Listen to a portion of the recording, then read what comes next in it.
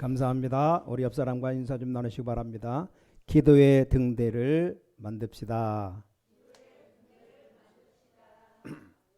오늘 말씀은 응답받을 아주 중요한 메시지입니다. 자, 하나님께서 성막을 만들고 여기 성전을 지어서 등대를 만들라 그랬습니다. 자, 이 등대가 뭡니까?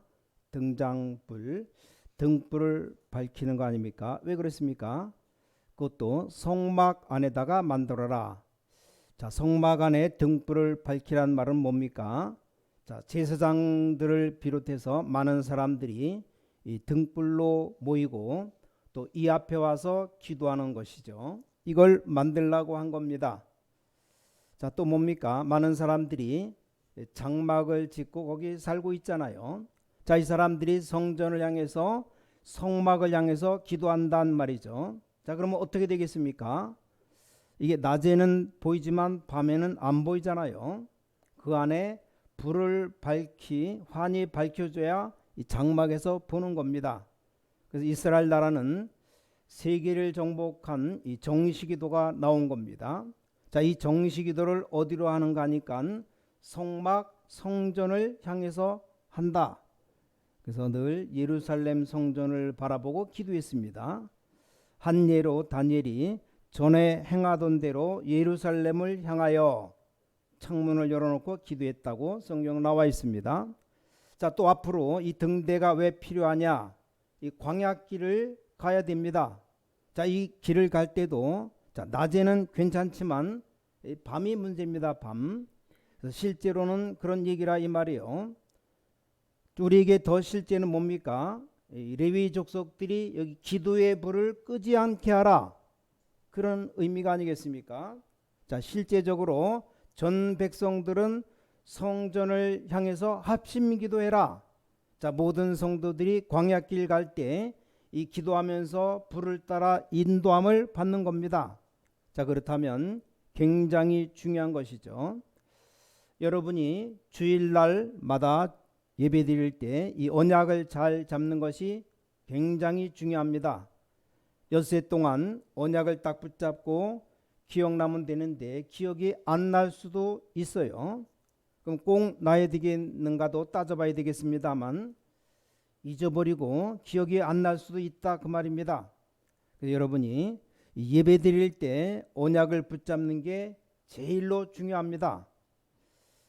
저는 중직자님들이 대표 기도할 때 같이 그 기도에 마음을 합쳐서 그대로 되어지기를 또 하나님께 기도합니다. 또 순간순간 우리 찬양할 때 또 속으로 기도합니다.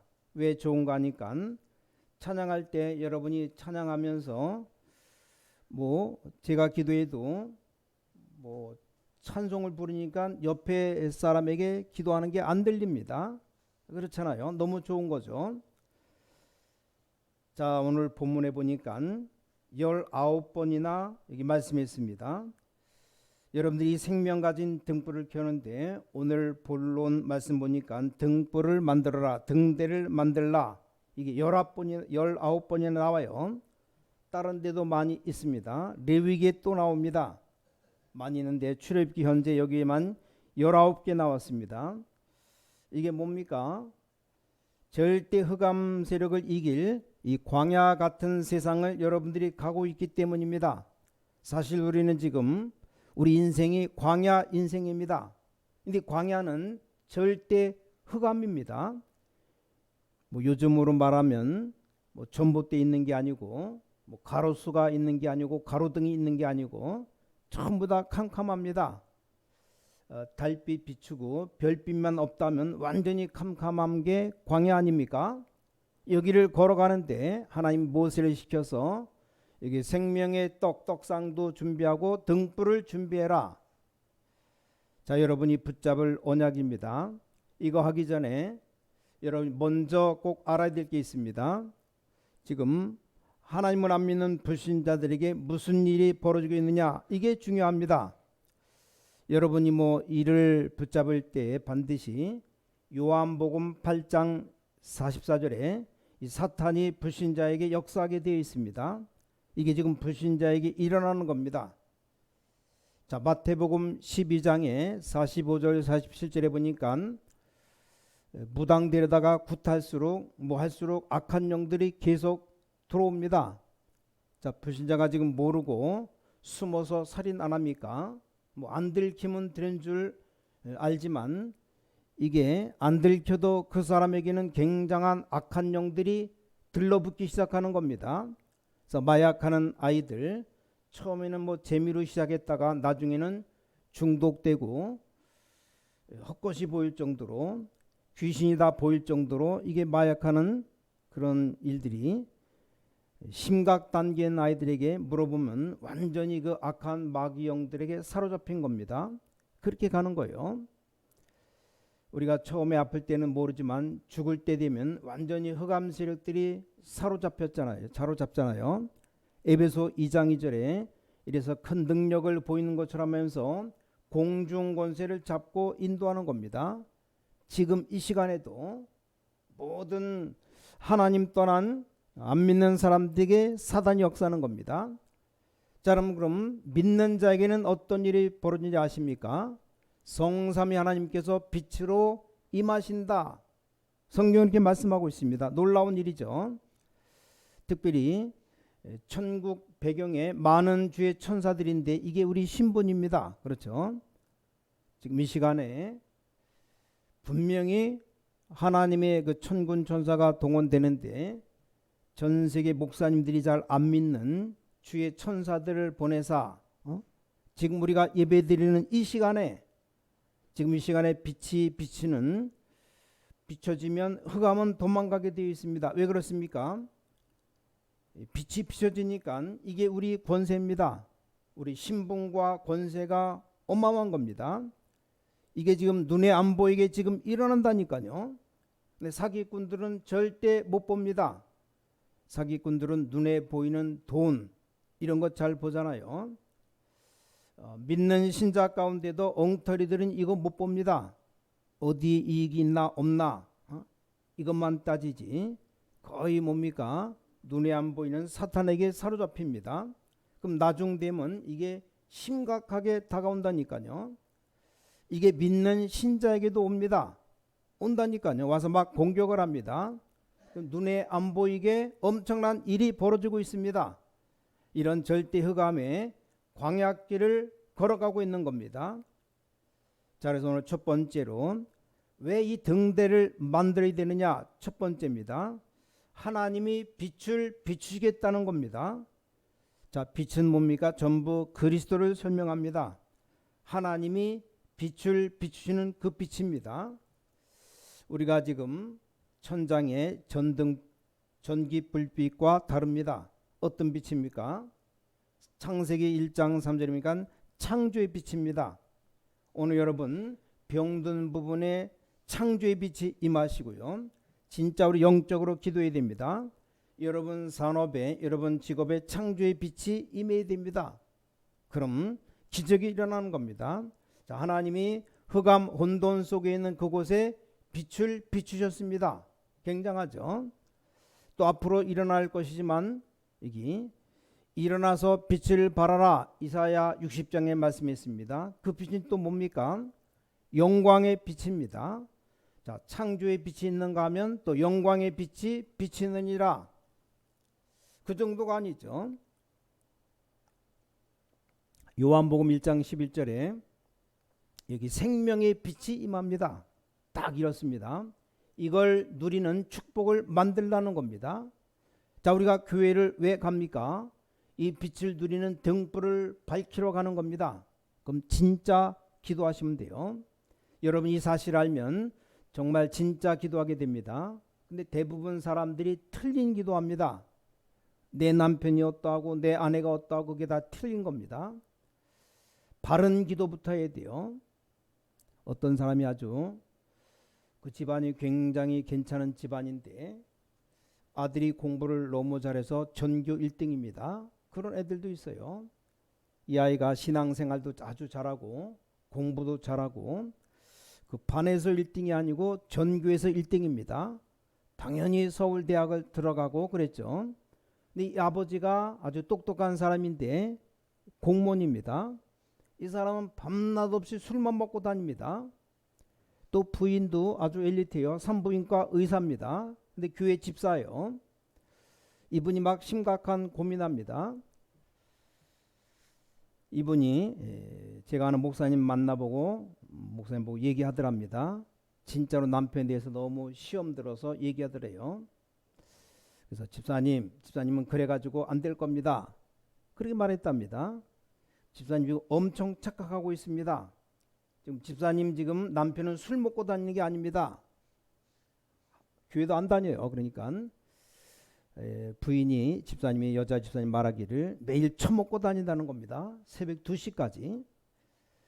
그 얘기를 들은 목사님, 나는 그렇게 생각하지 않습니다. 제가 그분 봤는데 너무 멋있는 사람이고 사람이 잘생겼다고. 그랬더니 꼬라지만 그렇지 속은 아니라고. 집사님, 저는 집사님 남편 봤는데 뭔가를 찾고 있습니다. 쉽게 말하면 방황하고 있습니다. 아니 성공했죠. 돈도 있죠. 돈도 많이 있는 집입니다. 잘 삽니다. 그 집이 엘리트 집안이요. 애들도 공부 잘하죠. 왜 그렇습니까?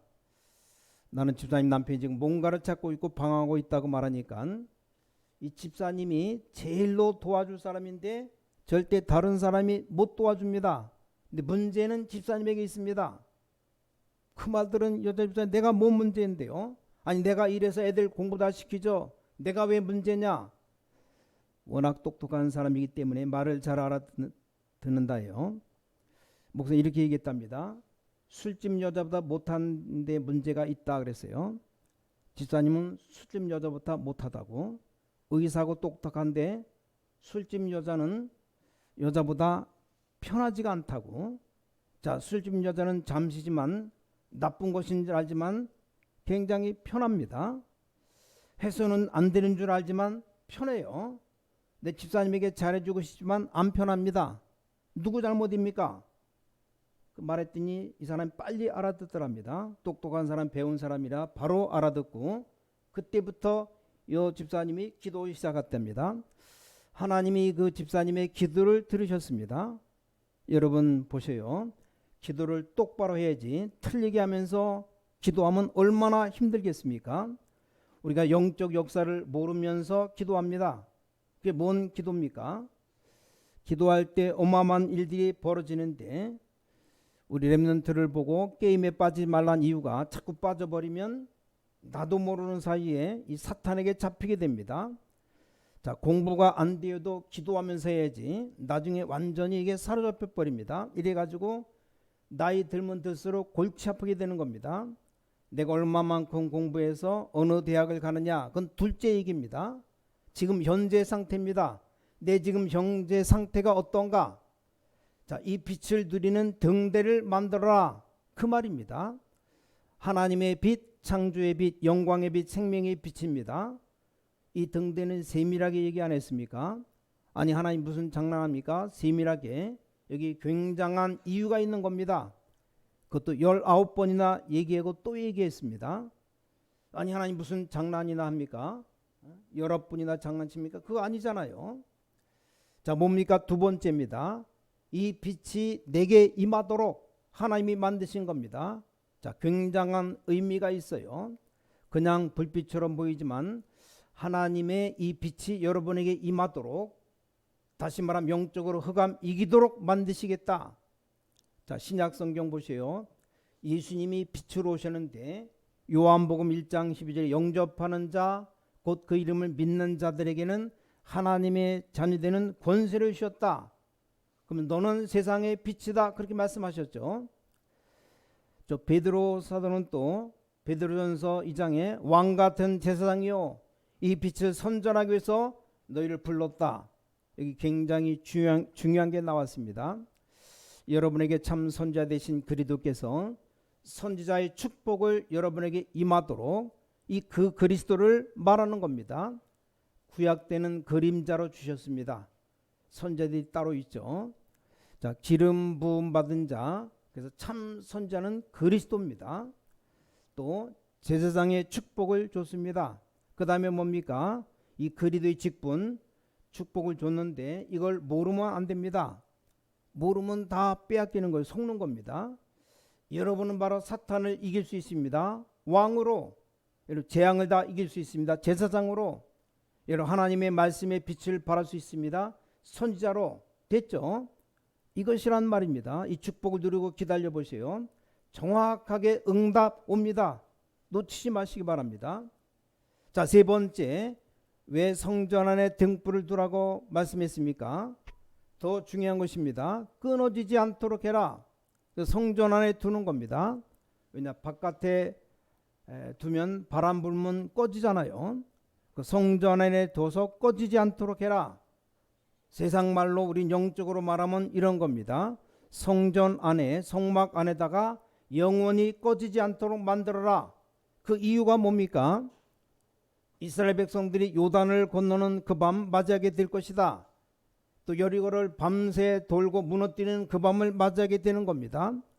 아모리 연합군과 싸움 붙었는데 밤이 왔어요.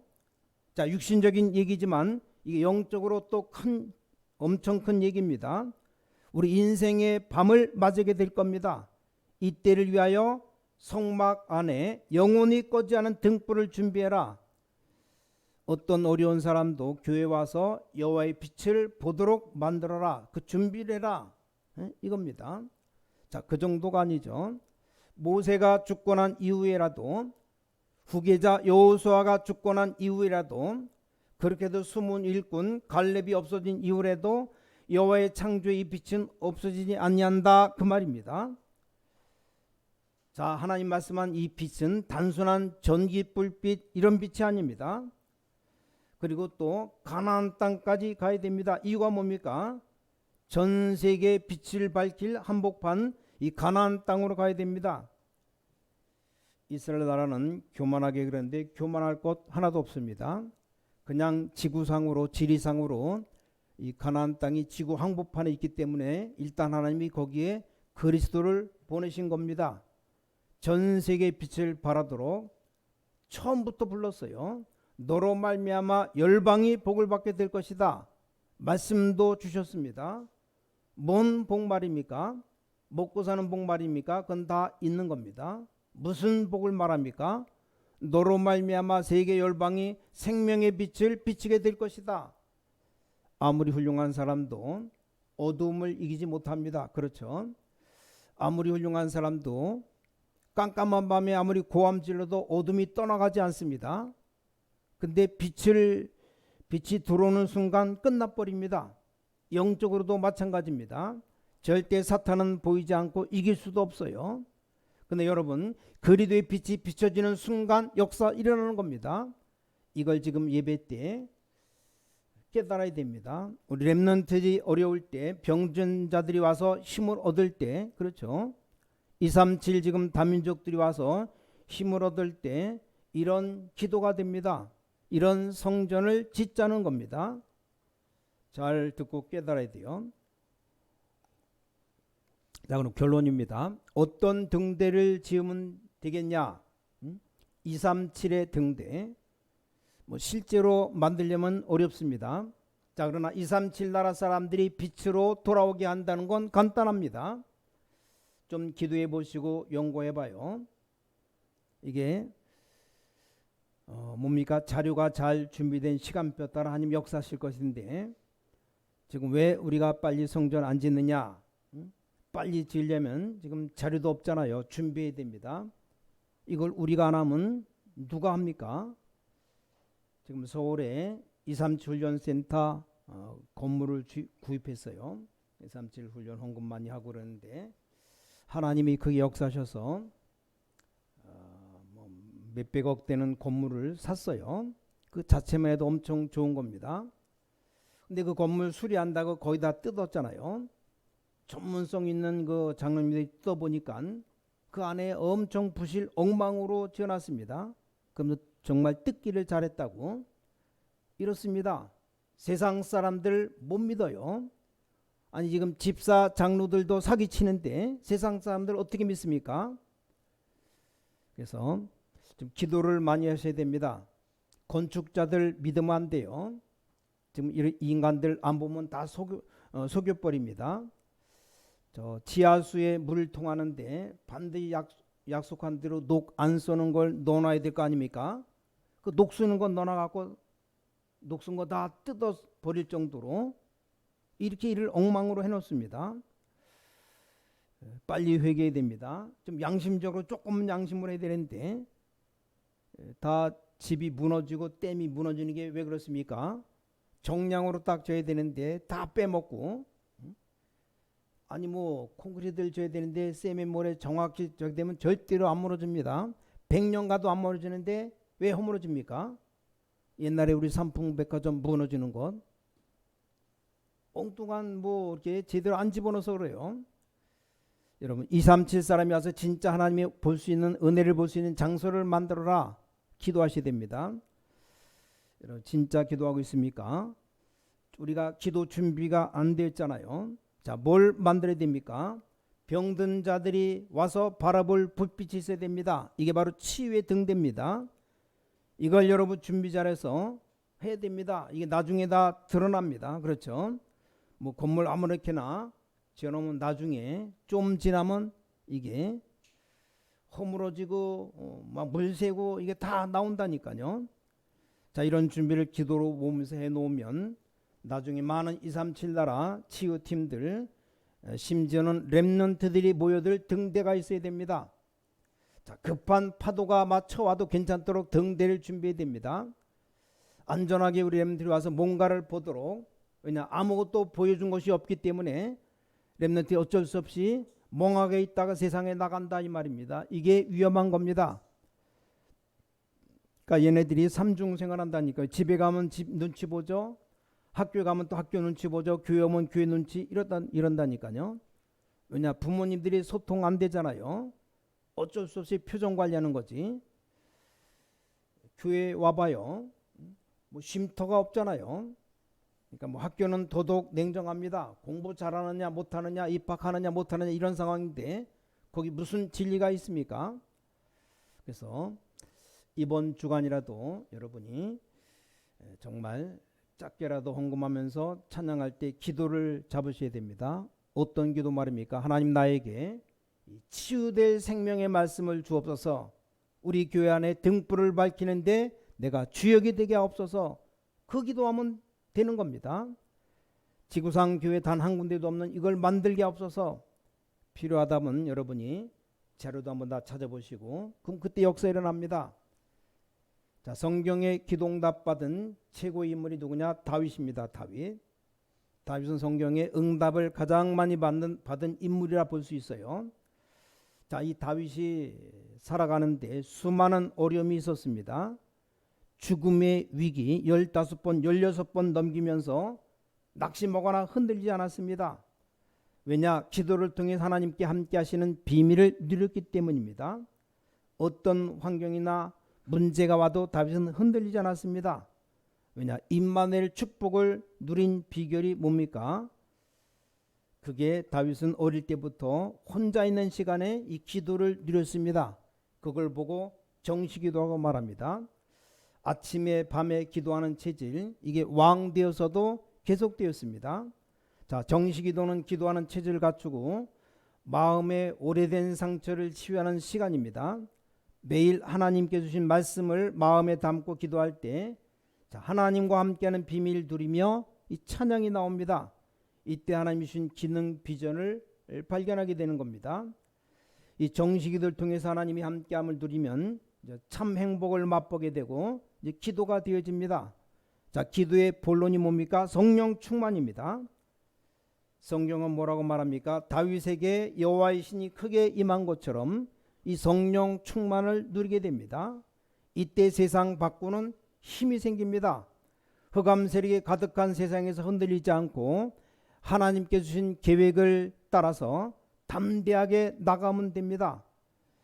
정식기도는 나를 치유하는 것이며 성령 충만은 임마누엘 누리고 하나님의 나라를 회복하는 겁니다. 이게 바로 기도의 비밀로 기도의 등대 역할입니다. 그런가 마지막으로 정식기도를 통해서 성령 충만 체험하면 내가 있는 현장에 이제 하나님의 능력이 나타납니다.